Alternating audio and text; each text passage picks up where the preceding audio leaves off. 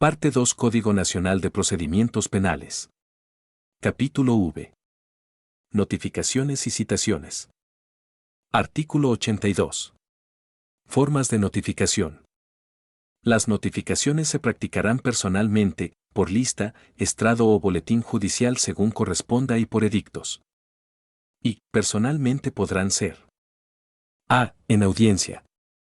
b. Por alguno de los medios tecnológicos señalados por el interesado o su representante legal. c. En las instalaciones del órgano jurisdiccional o d. En el domicilio que éste establezca para tal efecto. Las realizadas en domicilio se harán de conformidad con las reglas siguientes. 1. El notificador deberá cerciorarse de que se trata del domicilio señalado. Acto seguido, se requerirá la presencia del interesado o su representante legal.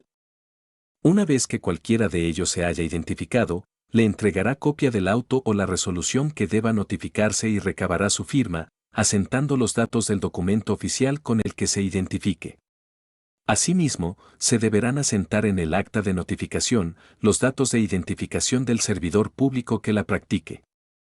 2. De no encontrarse el interesado o su representante legal en la primera notificación, el notificador dejará citatorio con cualquier persona que se encuentre en el domicilio, para que el interesado espere a una hora fija del día hábil siguiente.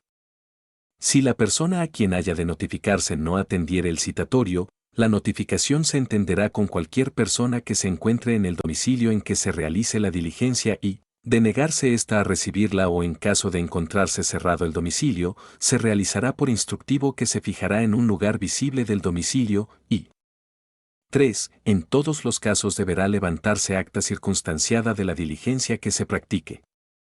2. Lista, estrado o boletín judicial según corresponda y 3. Por edictos, cuando se desconozca la identidad o domicilio del interesado, en cuyo caso se publicará por una sola ocasión en el medio de publicación oficial de la Federación o de las entidades federativas y en un periódico de circulación nacional, los cuales deberán contener un resumen de la resolución que deba notificarse.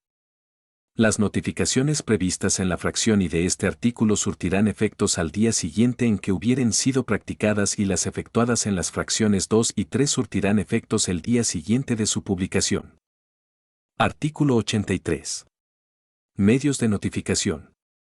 Los actos que requieran una intervención de las partes se podrán notificar mediante fax y correo electrónico, debiendo imprimirse copia de envío y recibido y agregarse al registro, o bien se guardará en el sistema electrónico existente para tal efecto. Asimismo, podrá notificarse a las partes por teléfono o cualquier otro medio.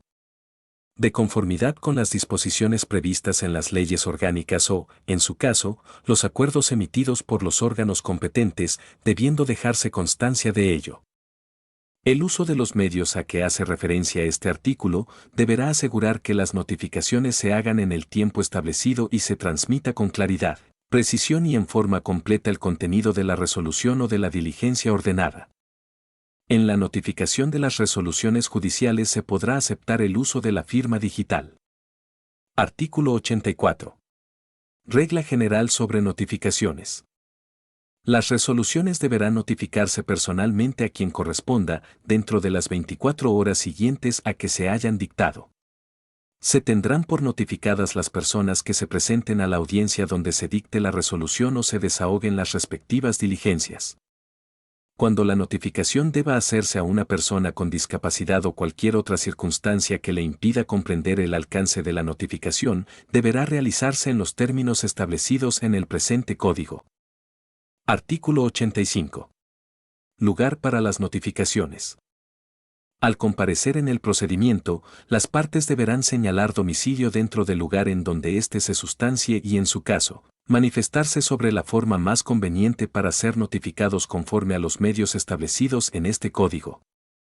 El Ministerio Público, defensor y asesor jurídico, cuando estos últimos sean públicos, serán notificados en sus respectivas oficinas, siempre que éstas se encuentren dentro de la jurisdicción del órgano jurisdiccional que ordene la notificación, salvo que hayan presentado solicitud de ser notificadas por fax, por correo electrónico, por teléfono o por cualquier otro medio.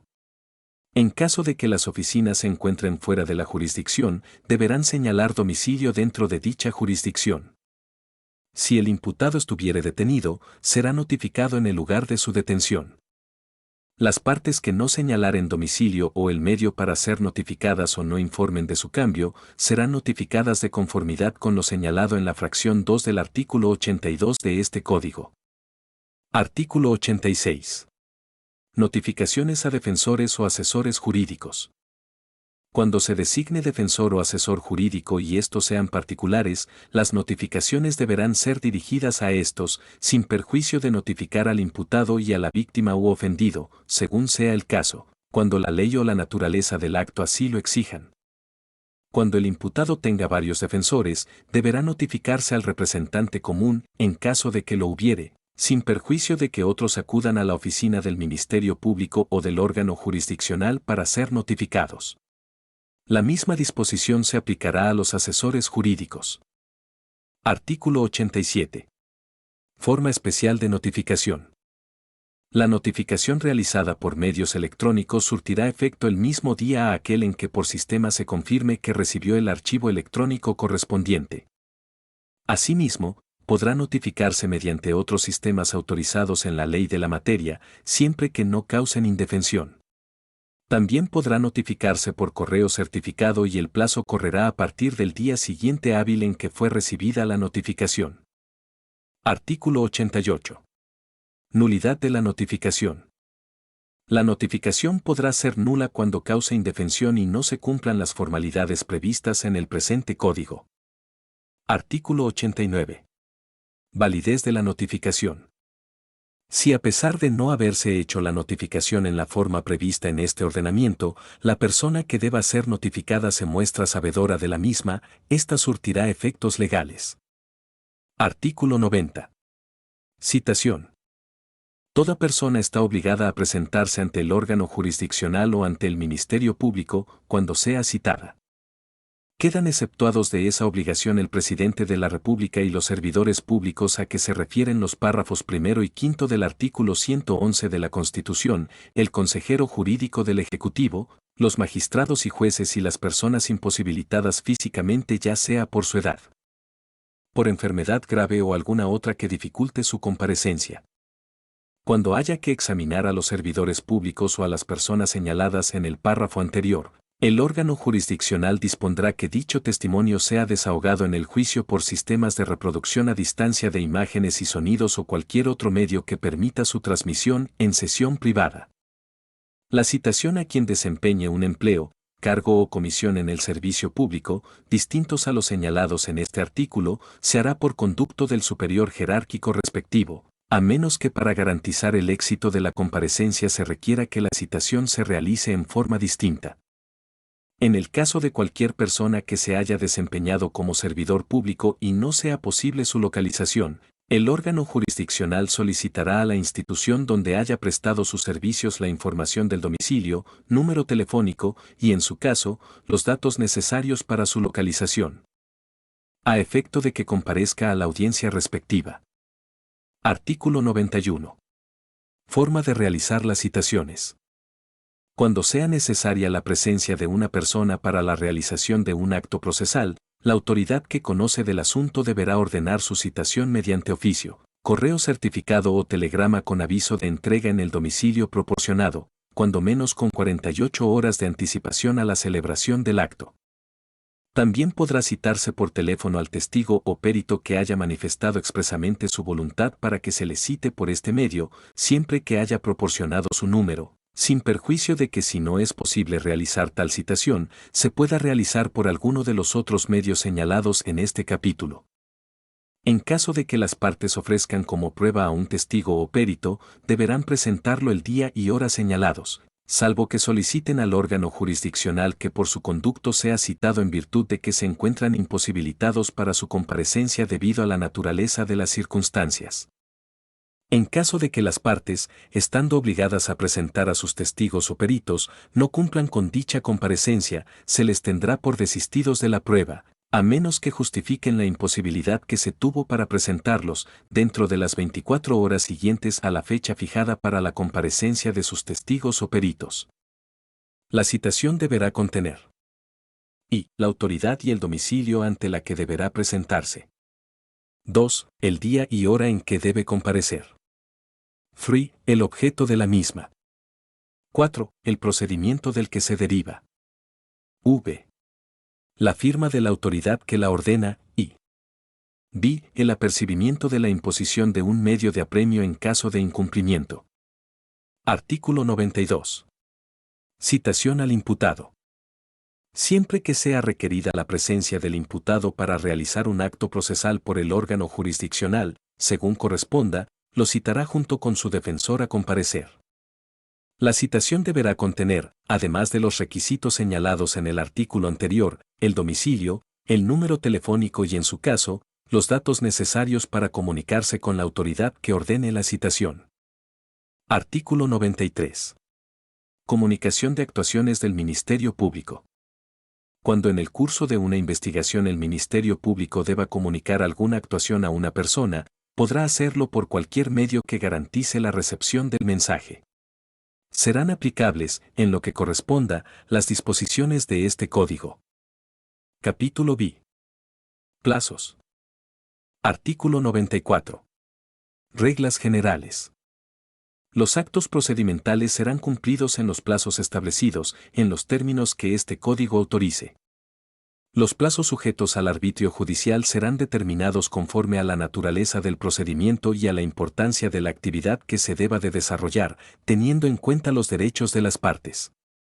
No se computarán los días sábados, los domingos ni los días que sean determinados inhábiles por los ordenamientos legales aplicables, salvo que se trate de los actos relativos a providencias precautorias, puesta del imputado a disposición del órgano jurisdiccional, resolver la legalidad de la detención, formulación de la imputación, resolver sobre la procedencia de las medidas cautelares en su caso y decidir sobre la procedencia de su vinculación a proceso. Para tal efecto todos los días se computarán como hábiles.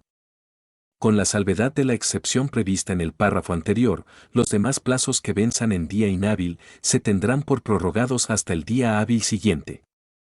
Los plazos establecidos en horas correrán de momento a momento y los establecidos en días a partir del día en que surte efectos la notificación. Artículo 95. Renuncia o abreviación. Las partes en cuyo favor se haya establecido un plazo podrán renunciar a él o consentir su abreviación mediante manifestación expresa. En caso de que el plazo sea común para las partes, para proceder en los mismos términos, todos los interesados deberán expresar su voluntad en el mismo sentido. Cuando sea el Ministerio Público el que renuncie a un plazo o consienta en su abreviación, deberá oírse a la víctima u ofendido para que manifieste lo que a su interés convenga. Artículo 96. Reposición del plazo. La parte que no haya podido observar un plazo por causa no atribuible a él, podrá solicitar de manera fundada y motivada su reposición total o parcial, con el fin de realizar el acto omitido o ejercer la facultad concedida por la ley. Dentro de las 24 horas siguientes a aquel en que el perjudicado tenga conocimiento fehaciente del acto cuya reposición del plazo se pretenda. El órgano jurisdiccional podrá ordenar la reposición una vez que haya escuchado a las partes. Capítulo 7. Nulidad de actos procedimentales. Artículo 97. Principio general. Cualquier acto realizado con violación de derechos humanos será nulo y no podrá ser saneado, ni convalidado y su nulidad deberá ser declarada de oficio por el órgano jurisdiccional al momento de advertirla o a petición de parte en cualquier momento. Los actos ejecutados en contravención de las formalidades previstas en este Código podrán ser declarados nulos, salvo que el defecto haya sido saneado o convalidado, de acuerdo con lo señalado en el presente capítulo. Artículo 98. Solicitud de declaración de nulidad sobre actos ejecutados en contravención de las formalidades. La solicitud de declaración de nulidad deberá estar fundada y motivada y presentarse por escrito dentro de los 2 días siguientes a aquel en que el perjudicado tenga conocimiento fehaciente del acto cuya invalidación se pretenda.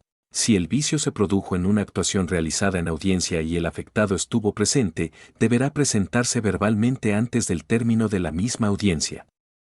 En caso de que el acto declarado nulo se encuentre en los supuestos establecidos en la parte final del artículo 101 de este Código, se ordenará su reposición. Artículo 99. Saneamiento. Los actos ejecutados con inobservancia de las formalidades previstas en este código podrán ser saneados, reponiendo el acto, rectificando el error o realizando el acto omitido a petición del interesado. La autoridad judicial que constate un defecto formal saneable en cualquiera de sus actuaciones, lo comunicará al interesado y le otorgará un plazo para corregirlo, el cual no será mayor de 3 días. Si el acto no quedare saneado en dicho plazo, el órgano jurisdiccional resolverá lo conducente. La autoridad judicial podrá corregir en cualquier momento de oficio o a petición de parte los errores puramente formales contenidos en sus actuaciones o resoluciones, respetando siempre los derechos y garantías de los intervinientes. Se entenderá que el acto se ha saneado cuando, no obstante la irregularidad, ha conseguido su fin respecto de todos los interesados. Artículo 100. Convalidación. Los actos ejecutados con inobservancia de las formalidades previstas en este código que afectan al Ministerio Público, la víctima u ofendido o el imputado, quedarán convalidados cuando y las partes hayan aceptado, expresa o tácitamente, los efectos del acto. 2. Ninguna de las partes hayan solicitado su saneamiento en los términos previstos en este código, o 3. Dentro de las 24 horas siguientes de haberse realizado el acto, la parte que no hubiere estado presente o participado en él no solicita su saneamiento. En caso de que por las especiales circunstancias del caso no hubiera sido posible advertir en forma oportuna el defecto en la realización del acto procesal, el interesado deberá solicitar en forma justificada el saneamiento del acto dentro de las 24 horas siguientes a que haya tenido conocimiento del mismo. Lo anterior, siempre y cuando no se afecten derechos fundamentales del imputado o la víctima u ofendido. Artículo 101. Declaración de nulidad. Cuando haya sido imposible sanear o convalidar un acto, en cualquier momento el órgano jurisdiccional, a petición de parte, en forma fundada y motivada, deberá declarar su nulidad, señalando en su resolución los efectos de la declaratoria de nulidad, debiendo especificar los actos a los que alcanza la nulidad por su relación con el acto anulado. El Tribunal de Enjuiciamiento no podrá declarar la nulidad de actos realizados en las etapas previas al juicio, salvo las excepciones previstas en este código. Para decretar la nulidad de un acto y disponer su reposición, no basta la simple infracción de la norma, sino que se requiere, además, que y se haya ocasionado una afectación real a alguna de las partes, y 2. Que la reposición resulte esencial para garantizar el cumplimiento de los derechos o los intereses del sujeto afectado. Artículo 102. Sujetos legitimados. Solo podrá solicitar la declaración de nulidad el interviniente perjudicado por un vicio en el procedimiento, siempre que no hubiere contribuido a causarlo. Capítulo 8. Gastos de producción de prueba. Artículo 103. Gastos de producción de prueba. Tratándose de la prueba pericial, el órgano jurisdiccional ordenará, a petición de parte, la designación de peritos de instituciones públicas, las que estarán obligadas a practicar el peritaje correspondiente, siempre que no exista impedimento material para ello. Capítulo 9. Medios de apremio. Artículo 104. Imposición de medios de apremio. El órgano jurisdiccional y el Ministerio Público podrán disponer de los siguientes medios de apremio para el cumplimiento de los actos que ordenen en el ejercicio de sus funciones. Y el Ministerio Público contará con las siguientes medidas de apremio. A. Amonestación. B. Multa de 20 a 1000 días de salario mínimo vigente en el momento y lugar en que se cometa la falta que amerite una medida de apremio. Tratándose de jornaleros, obreros y trabajadores que perciban salario mínimo, la multa no deberá exceder de un día de salario y tratándose de trabajadores no asalariados, de un día de su ingreso. C. Auxilio de la fuerza pública, o D. Arresto hasta por 36 horas. 2. El órgano jurisdiccional contará con las siguientes medidas de apremio. A. Amonestación. B. Multa de 20 a 5000 días de salario mínimo vigente en el momento y lugar en que se cometa la falta que amerite una medida de apremio. Tratándose de jornaleros, obreros y trabajadores que perciban salario mínimo, la multa no deberá exceder de un día de salario y tratándose de trabajadores no asalariados, de un día de su ingreso. C. Auxilio de la fuerza pública, o D. Arresto hasta por 36 horas. El órgano jurisdiccional también podrá ordenar la expulsión de las personas de las instalaciones donde se lleve a cabo la diligencia. La resolución que determine la imposición de medidas de apremio deberá estar fundada y motivada. La imposición del arresto solo será procedente cuando haya mediado apercibimiento del mismo y éste sea debidamente notificado a la parte afectada. El órgano jurisdiccional y el Ministerio Público podrán dar vista a las autoridades competentes para que se determinen las responsabilidades que en su caso procedan en los términos de la legislación aplicable. Título V. Sujetos del procedimiento y sus auxiliares. Capítulo I. Disposiciones comunes. Artículo 105. Sujetos de procedimiento penal. Son sujetos del procedimiento penal los siguientes. I. La víctima u ofendido. 2. El asesor jurídico. 3. El imputado. 4. El defensor. V. El Ministerio Público. B. La policía. 7. El órgano jurisdiccional y 8. La autoridad de supervisión de medidas cautelares y de la suspensión condicional del proceso. Los sujetos del procedimiento que tendrán la calidad de parte en los procedimientos previstos en este código son el imputado y su defensor, el Ministerio Público, la víctima u ofendido y su asesor jurídico. Artículo 106. Reserva sobre la identidad. En ningún caso se podrá hacer referencia o comunicar a terceros no legitimados la información confidencial relativa a los datos personales de los sujetos del procedimiento penal o de cualquier persona relacionada o mencionada en este. Toda violación al deber de reserva por parte de los servidores públicos será sancionada por la legislación aplicable. En los casos de personas sustraídas de la acción de la justicia, se admitirá la publicación de los datos que permitan la identificación del imputado para ejecutar la orden judicial de aprehensión o de comparecencia. Artículo 107. Probidad.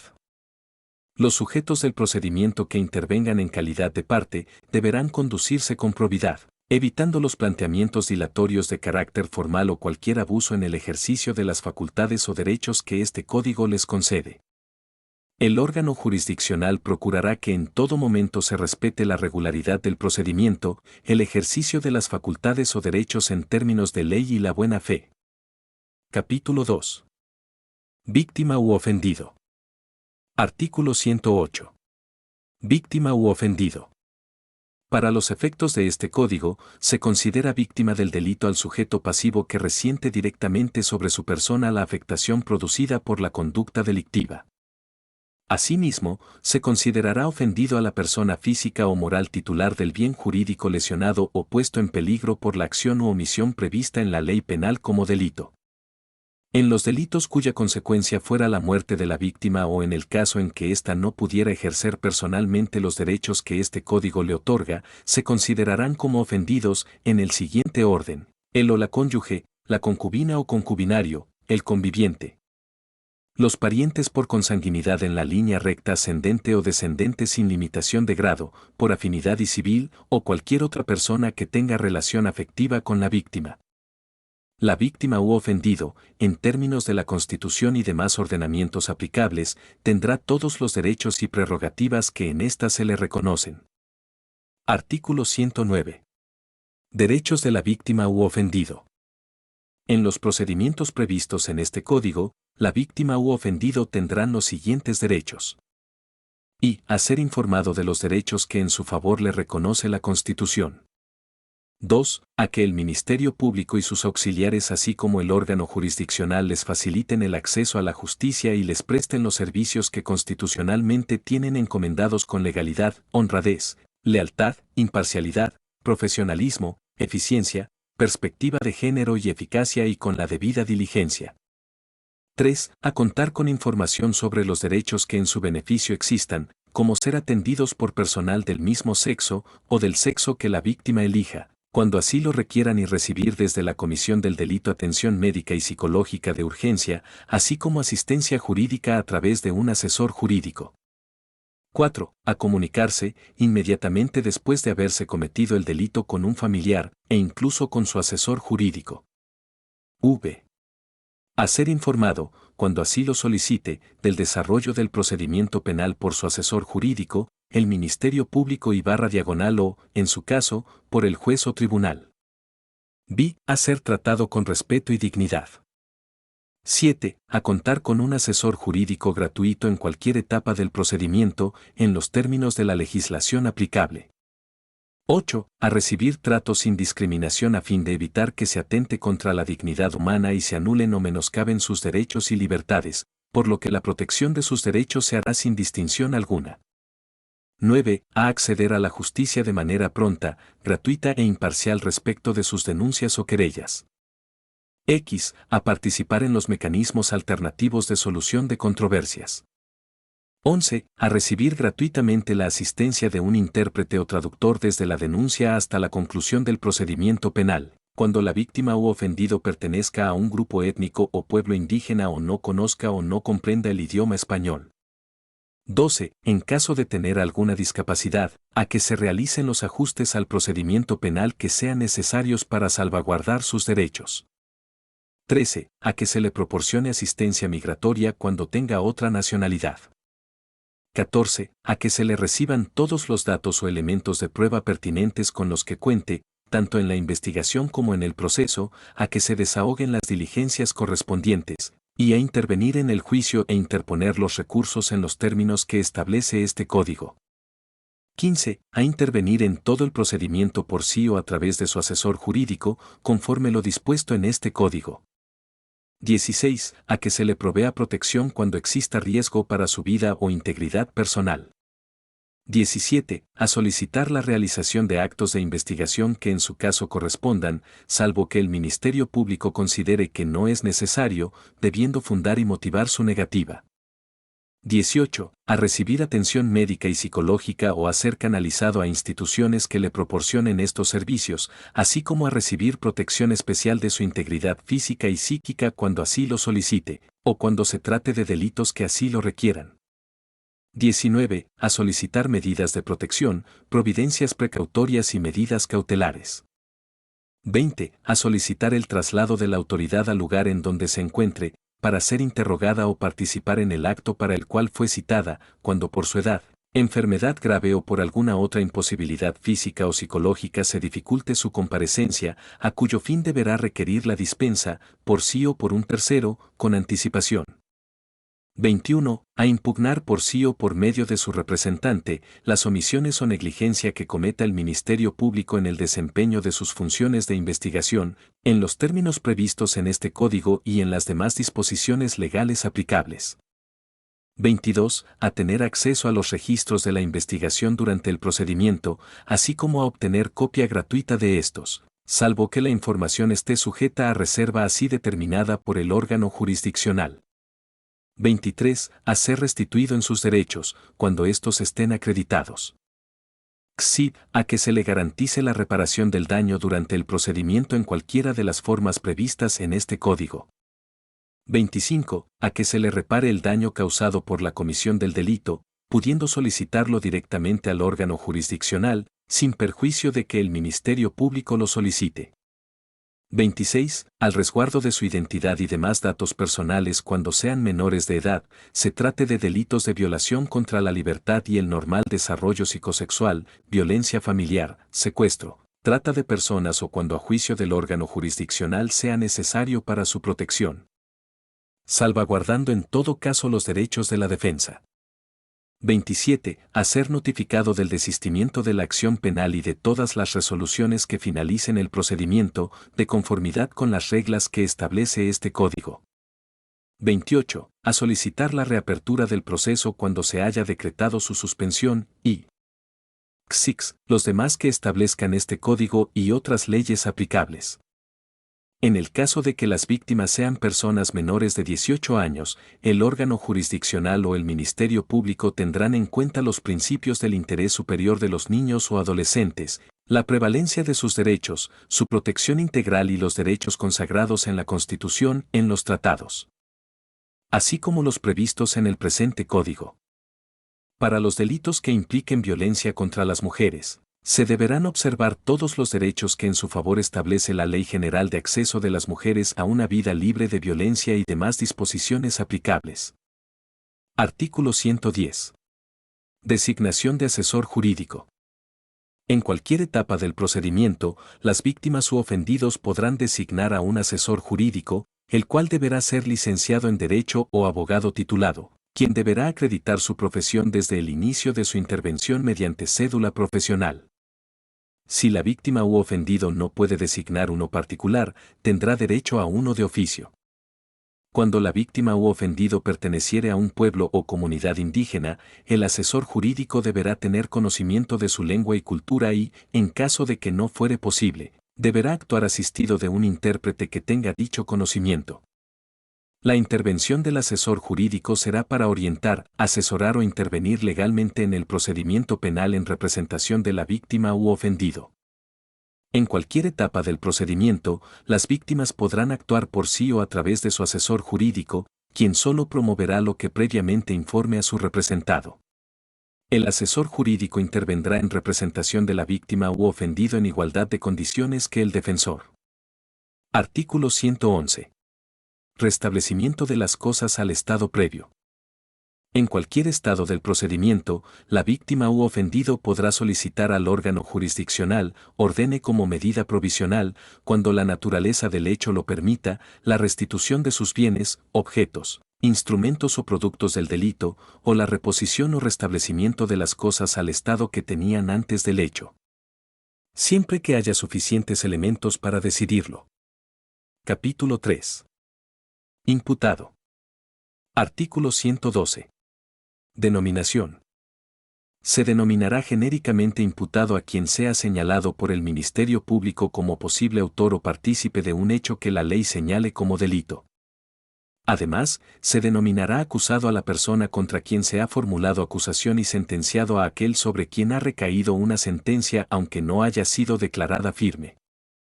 Artículo 113. Derechos del imputado. El imputado tendrá los siguientes derechos. Y, a ser considerado y tratado como inocente hasta que se demuestre su responsabilidad. 2. A comunicarse con un familiar y con su defensor cuando sea detenido, debiendo brindarle el Ministerio Público todas las facilidades para lograrlo. 3. A declarar o a guardar silencio, en el entendido que su silencio no podrá ser utilizado en su perjuicio.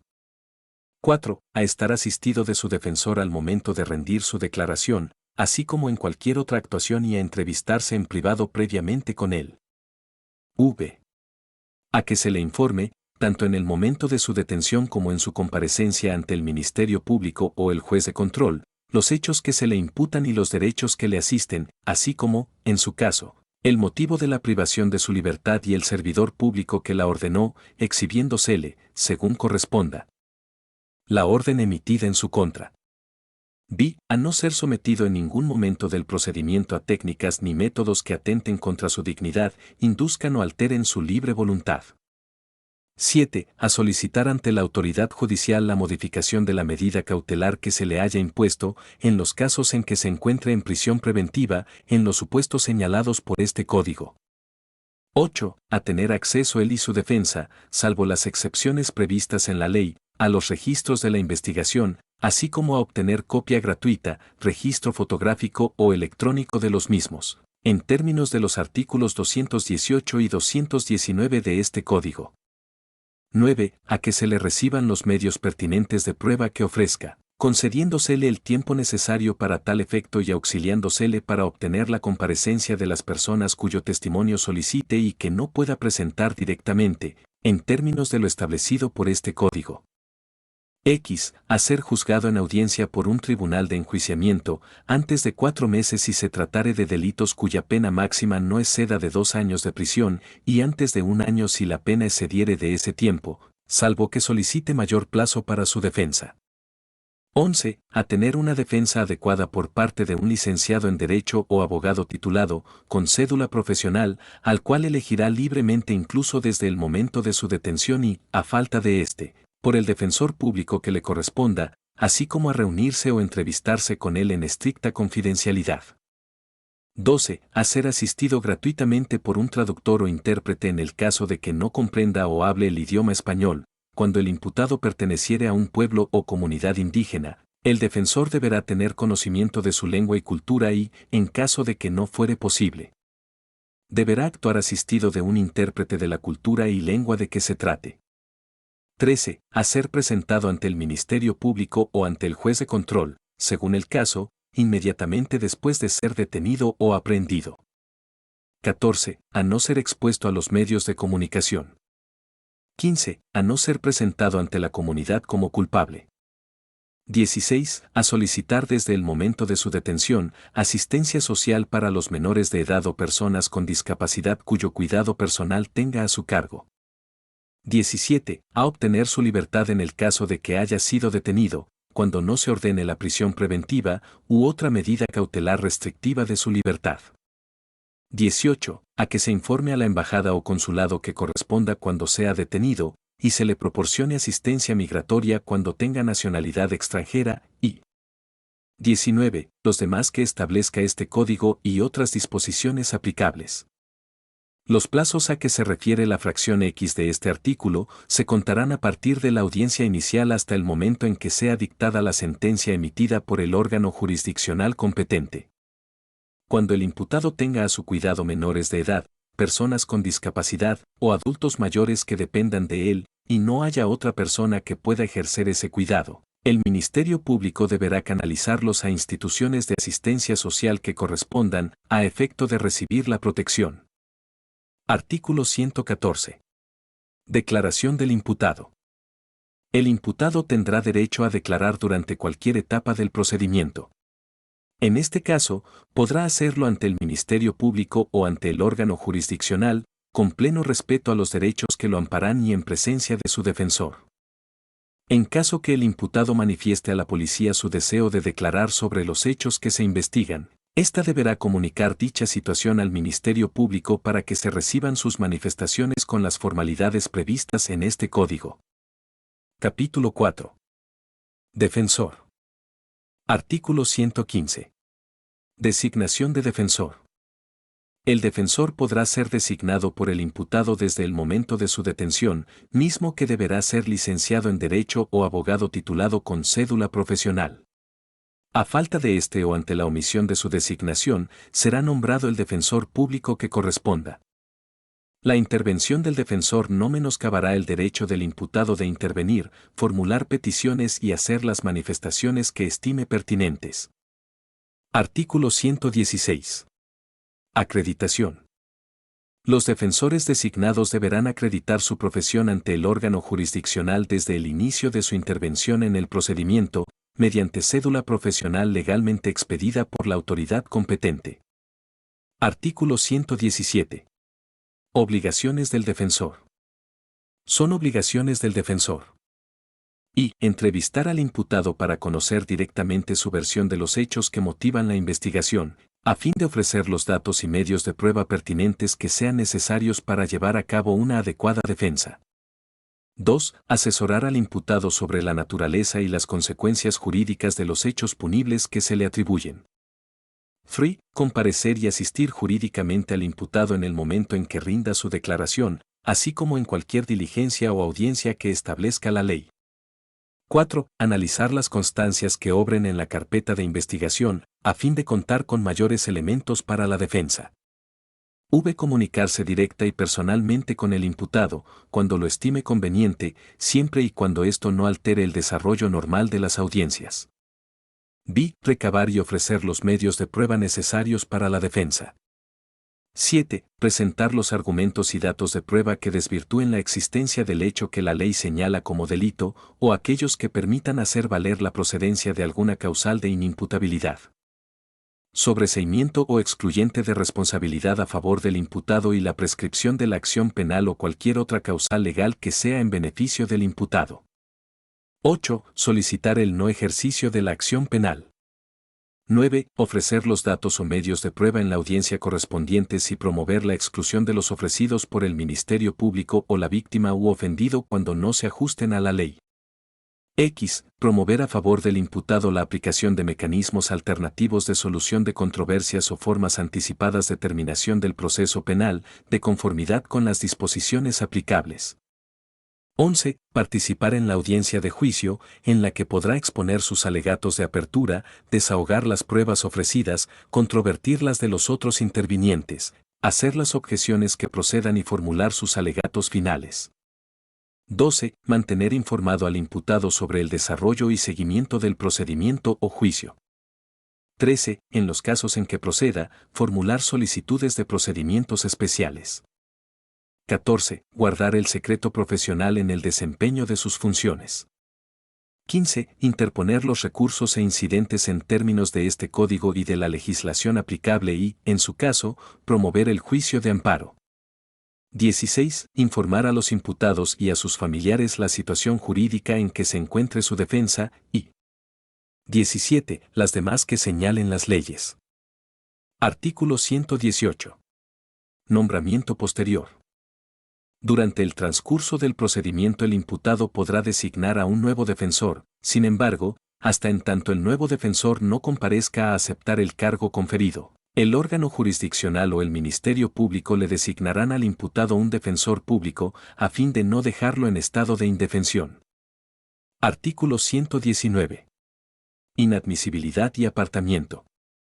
En ningún caso podrá nombrarse como defensor del imputado a cualquier persona que sea coimputada del acusado, haya sido sentenciada por el mismo hecho o imputada por ser autor o partícipe del encubrimiento o favorecimiento del mismo hecho. Artículo 120. Renuncia y abandono. Cuando el defensor renuncie o abandone la defensa, el Ministerio Público o el órgano jurisdiccional le harán saber al imputado que tiene derecho a designar a otro defensor. Sin embargo, en tanto no lo designe o no quiera o no pueda nombrarlo, se le designará un defensor público. Artículo 121. Garantía de la defensa técnica. Siempre que el órgano jurisdiccional advierta que existe una manifiesta y sistemática incapacidad técnica del defensor, prevendrá al imputado para que designe otro. Si se trata de un defensor privado, el imputado contará con 3 días para designar un nuevo defensor. Si prevenido el imputado, no se designa otro, un defensor público será asignado para colaborar en su defensa. Si se trata de un defensor público, con independencia de la responsabilidad en que incurriere, se dará vista al superior jerárquico para los efectos de sustitución. En ambos casos se otorgará un término que no excederá de 10 días para que se desarrolle una defensa adecuada a partir del acto que suscitó el cambio. Artículo 122. Nombramiento del defensor público. Cuando el imputado no pueda o se niegue a designar un defensor particular, el Ministerio Público solicitará a la autoridad competente se nombre un defensor público. Si es ante el órgano jurisdiccional, este designará al defensor público, que lleve la representación de la defensa desde el primer acto en que intervenga. Será responsabilidad del defensor la oportuna comparecencia. Artículo 123. Número de defensores. El imputado podrá designar el número de defensores que considere conveniente, los cuales, en las audiencias, tomarán la palabra en orden y deberán actuar en todo caso con respeto. Artículo 124. Defensor común. La defensa de varios imputados en un mismo proceso por un defensor común no será admisible, a menos que se acredite que no existe incompatibilidad ni conflicto de intereses de las defensas de los imputados. Si se autoriza el defensor común y la incompatibilidad se advierte en el curso del proceso, será corregida de oficio y se proveerá lo necesario para reemplazar al defensor. Artículo 125. Entrevista con los detenidos. El imputado que se encuentre detenido por cualquier circunstancia, antes de rendir declaración tendrá derecho a entrevistarse oportunamente y en forma privada con su defensor, cuando así lo solicite, en el lugar que para tal efecto se designe. La autoridad del conocimiento tiene la obligación de implementar todo lo necesario para el libre ejercicio de este derecho. Artículo 126. Entrevista con otras personas. Si antes de una audiencia, con motivo de su preparación, el defensor tuviera necesidad de entrevistar a una persona o interviniente del procedimiento que se niega a recibirlo, podrá solicitar el auxilio judicial. explicándole las razones por las que se hace necesaria la entrevista. El órgano jurisdiccional, en caso de considerar fundada la solicitud, expedirá la orden para que dicha persona sea entrevistada por el defensor en el lugar y tiempo que aquella establezca o el propio órgano jurisdiccional determine. Esta autorización no se concederá en aquellos casos en que, a solicitud del Ministerio Público, el órgano jurisdiccional estime que la víctima o los testigos deben estar sujetos a protocolos especiales de protección. Capítulo V. Ministerio Público. Artículo 127. Competencia del Ministerio Público. Compete al Ministerio Público conducir la investigación, coordinar a las policías y a los servicios periciales durante la investigación, resolver sobre el ejercicio de la acción penal en la forma establecida por la ley y, en su caso, ordenar las diligencias pertinentes y útiles para demostrar, o no, la existencia del delito y la responsabilidad de quien lo cometió o participó en su comisión. Artículo 128. Deber de lealtad. El Ministerio Público deberá actuar durante todas las etapas del procedimiento en las que intervenga con absoluto apego a lo previsto en la Constitución, en este Código y en la demás legislación aplicable. El Ministerio Público deberá proporcionar información veraz sobre los hechos, sobre los hallazgos en la investigación y tendrá el deber de no ocultar a los intervinientes elemento alguno que pudiera resultar favorable para la posición que ellos asumen, sobre todo cuando resuelvan no incorporar alguno de esos elementos al procedimiento, salvo la reserva que en determinados casos la ley autorice en las investigaciones. Artículo 129. Deber de objetividad y debida diligencia. La investigación debe ser objetiva y referirse tanto a los elementos de cargo como de descargo y conducida con la debida diligencia, a efecto de garantizar el respeto de los derechos de las partes y el debido proceso. Al concluir la investigación complementaria puede solicitar el sobreseimiento del proceso, o bien, en la audiencia de juicio podrá concluir solicitando la absolución o una condena más leve que aquella que sugiere la acusación, cuando en ésta surjan elementos que conduzcan a esa conclusión, de conformidad con lo previsto en este Código.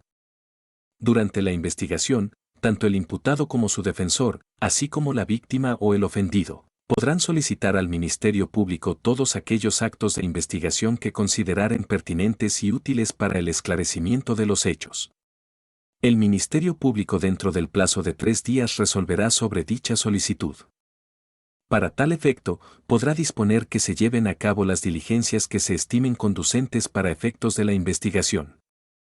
El Ministerio Público podrá, con pleno respeto a los derechos que lo amparan y en presencia del defensor, solicitar la comparecencia del imputado y / u ordenar su declaración, cuando considere que es relevante para esclarecer la existencia del hecho delictivo y la probable participación o intervención. Artículo 130. Carga de la prueba.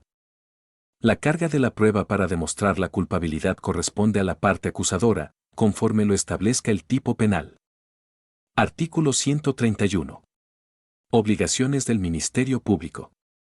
Para los efectos del presente Código, el Ministerio Público tendrá las siguientes obligaciones. Y, vigilar que en toda investigación de los delitos se cumpla estrictamente con los derechos humanos reconocidos en la Constitución y en los tratados. 2. Recibir las denuncias o querellas que le presenten en forma oral, por escrito, o a través de medios digitales, incluso mediante denuncias anónimas en términos de las disposiciones legales aplicables, sobre hechos que puedan constituir algún delito. 3. Ejercer la conducción y el mando de la investigación de los delitos, para lo cual deberá coordinar a las policías y a los peritos durante la misma. 4. Ordenar o supervisar, según sea el caso, la aplicación y ejecución de las medidas necesarias para impedir que se pierdan, destruyan o alteren los indicios, una vez que tenga noticia del mismo, así como cerciorarse de que se han seguido las reglas y protocolos para su preservación y procesamiento. Iniciar la investigación correspondiente cuando así proceda y, en su caso, ordenar la recolección de indicios y medios de prueba que deberán servir para sus respectivas resoluciones y las del órgano jurisdiccional, así como recabar los elementos necesarios que determinen el daño causado por el delito y la cuantificación del mismo para los efectos de su reparación. Cuando se trate del delito de feminicidio se deberán aplicar los protocolos previstos para tales efectos. B. Ejercer funciones de investigación respecto de los delitos en materias concurrentes, cuando ejerza la facultad de atracción y en los demás casos que las leyes lo establezcan. 7. Ordenar a la policía y a sus auxiliares, en el ámbito de su competencia, la práctica de actos de investigación conducentes para el esclarecimiento del hecho delictivo, así como analizar las que dichas autoridades hubieren practicado. 8. Instruir a las policías sobre la legalidad, pertinencia, suficiencia y contundencia de los indicios recolectados o por recolectar, así como las demás actividades y diligencias que deben ser llevadas a cabo dentro de la investigación. 9. Requerir informes o documentación a otras autoridades y a particulares, así como solicitar la práctica de peritajes y diligencias para la obtención de otros medios de prueba. X. Solicitar al órgano jurisdiccional la autorización de actos de investigación y demás actuaciones que sean necesarias dentro de la misma. 11. Ordenar la detención y la retención de los imputados cuando resulte procedente en los términos que establece este código. 12. Brindar las medidas de seguridad necesarias a efecto de garantizar que las víctimas u ofendidos o testigos del delito puedan llevar a cabo la identificación del imputado sin riesgo para ellos. 13. Determinar el archivo temporal y el no ejercicio de la acción penal, así como ejercer la facultad de no investigar en los casos autorizados por este código. 14. Decidir la aplicación de criterios de oportunidad en los casos previstos en este código. 15. Promover las acciones necesarias para que se provea la seguridad y proporcionar el auxilio a víctimas, ofendidos, testigos, jueces, magistrados, agentes del Ministerio Público, policías, peritos y, en general, a todos los sujetos que con motivo de su intervención en el procedimiento, cuya vida o integridad corporal se encuentren en riesgo inminente. 16. Ejercer la acción penal cuando proceda. 17. Poner a disposición del órgano jurisdiccional a las personas detenidas dentro de los plazos establecidos en el presente código. 18. Promover la aplicación de mecanismos alternativos de solución de controversias o formas anticipadas de terminación del proceso penal, de conformidad con las disposiciones aplicables. 19. Solicitar las medidas cautelares aplicables al imputado en el proceso, en atención a las disposiciones conducentes y promover su cumplimiento.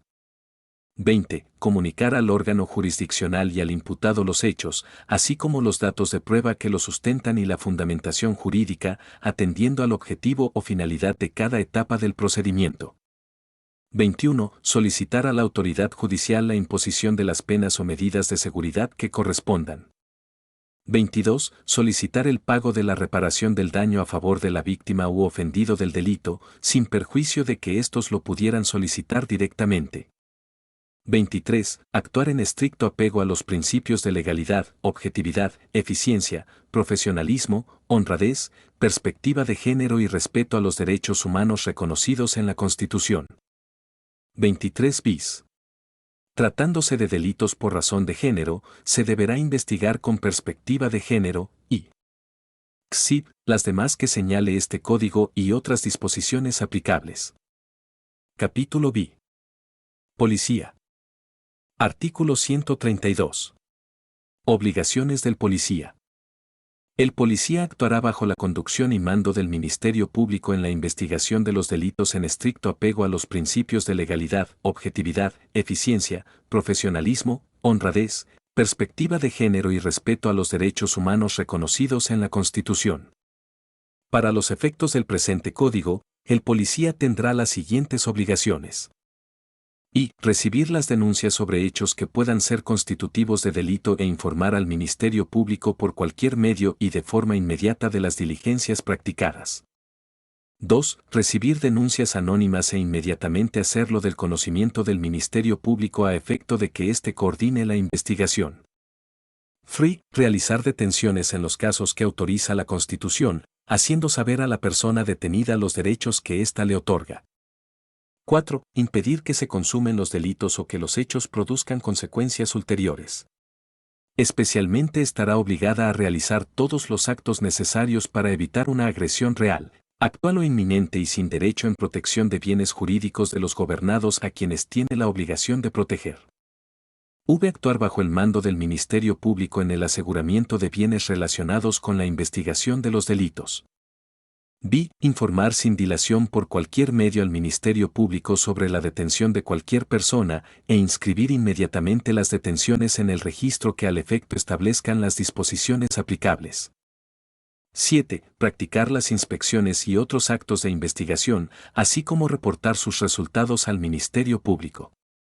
En aquellos que se requiera autorización judicial, deberá solicitarla a través del Ministerio Público. 8. Preservar el lugar de los hechos o del hallazgo y en general, realizar todos los actos necesarios para garantizar la integridad de los indicios. En su caso deberá dar aviso a la policía con capacidades para procesar la escena del hecho y al Ministerio Público conforme a las disposiciones previstas en este código y en la legislación aplicable. 9. Recolectar y resguardar objetos relacionados con la investigación de los delitos en los términos de la fracción anterior. X. Entrevistar a las personas que pudieran aportar algún dato o elemento para la investigación. 11. Requerir a las autoridades competentes y solicitar a las personas físicas o morales informes y documentos para fines de la investigación. En caso de negativa, informará al Ministerio Público para que determine lo conducente. 12. Proporcionar atención a víctimas u ofendidos o testigos del delito. Para tal efecto, deberá a. Prestar protección y auxilio inmediato, de conformidad con las disposiciones aplicables. B. Informar a la víctima u ofendido sobre los derechos que en su favor se establecen. C. Procurar que reciban atención médica y psicológica cuando sea necesaria. D. Adoptar las medidas que se consideren necesarias en el ámbito de su competencia, tendientes a evitar que se ponga en peligro su integridad física y psicológica, y tratándose de delitos por razón de género, deberá actuar con perspectiva de género. 12 bis. Cuando se trate de delitos por motivo de género se deberán aplicar los protocolos previstos para tales efectos. 13. Dar cumplimiento a los mandamientos ministeriales y jurisdiccionales que les sean instruidos. 14. Emitir el informe policial y demás documentos de conformidad con las disposiciones aplicables. Para tal efecto se podrá apoyar en los conocimientos que resulten necesarios, sin que ello tenga el carácter de informes periciales, y 15. Las demás que le confieran este código y otras disposiciones aplicables. Capítulo 7. Jueces y magistrados. Artículo 133. Competencia jurisdiccional. Para los efectos de este código, la competencia jurisdiccional comprende a los siguientes órganos. Y, juez de control, con competencia para ejercer las atribuciones que este código le reconoce desde el inicio de la etapa de investigación hasta el dictado del auto de apertura a juicio. 2. Tribunal de enjuiciamiento, que preside la audiencia de juicio y dictará la sentencia, y 3. Tribunal de alzada, que conocerá de los medios de impugnación y demás asuntos que prevé este código. Artículo 134. Deberes comunes de los jueces. En el ámbito de sus respectivas competencias y atribuciones, son deberes comunes de los jueces y magistrados, los siguientes. Y. Resolver los asuntos sometidos a su consideración con la debida diligencia, dentro de los términos previstos en la ley y con sujeción a los principios que deben regir el ejercicio de la función jurisdiccional. 2. Respetar, garantizar y velar por la salvaguarda de los derechos de quienes intervienen en el procedimiento. 3. Guardar reservas sobre los asuntos relacionados con su función, aun después de haber cesado en el ejercicio del cargo. 4. Atender oportuna y debidamente las peticiones dirigidas por los sujetos que intervienen dentro del procedimiento penal. Abstenerse de presentar en público al imputado o acusado como culpable si no existiera condena. B. Mantener el orden en las salas de audiencias. B. Bis. Tratándose de delitos por razón de género, se deberá juzgar con perspectiva de género. B. Ter. Cuando se trate de delitos por motivo de género se deberán aplicar los protocolos para juzgar con perspectiva de género, y 7. Los demás establecidos en la ley orgánica, en este código y otras disposiciones aplicables. Artículo 135. La queja y su procedencia. Procederá queja en contra del juzgador de primera instancia por no realizar un acto procesal dentro del plazo señalado por este código. La queja podrá ser promovida por cualquier parte del procedimiento y se tramitará sin perjuicio de las otras consecuencias legales que tenga la omisión del juzgador. La queja será interpuesta ante el órgano jurisdiccional omiso. Este tiene un plazo de 24 horas para subsanar dicha omisión, o bien realizar un informe breve y conciso sobre las razones por las cuales no se ha verificado el acto procesal o la formalidad exigidos por la norma omitida y remitir el recurso y dicho informe al órgano jurisdiccional competente. La autoridad jurisdiccional competente tramitará y resolverá en un plazo no mayor a 3 días en los términos de las disposiciones aplicables. En ningún caso, el órgano jurisdiccional competente para resolver la queja podrá ordenar al órgano jurisdiccional omiso los términos y las condiciones en que deberá subsanarse la omisión, debiéndose limitar su resolución a que se realice el acto omitido. Capítulo 8. Auxiliares de las partes. Artículo 136. Consultores técnicos. Si por las circunstancias del caso, las partes que intervienen en el procedimiento consideran necesaria la asistencia de un consultor en una ciencia, arte o técnica, así lo plantearán al órgano jurisdiccional. El consultor técnico podrá acompañar en las audiencias a la parte con quien colabora, para apoyarla técnicamente.